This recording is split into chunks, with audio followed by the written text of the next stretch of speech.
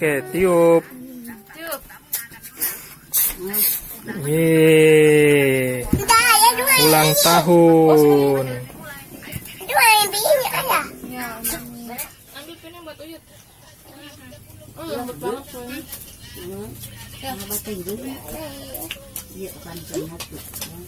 Besok kan dia. Jangan dulu.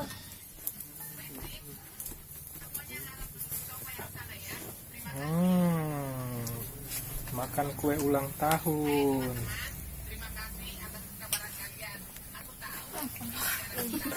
Keren. Nah, utanya. Nah. Ada dia Ika. Siapa yang ulang tahun? Gus. Sayang dulu pale. Sayang.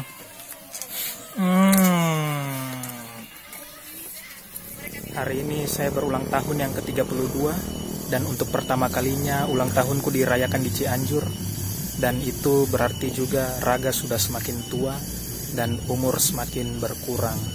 Namun semuanya patut disyukurilah. Alhamdulillah.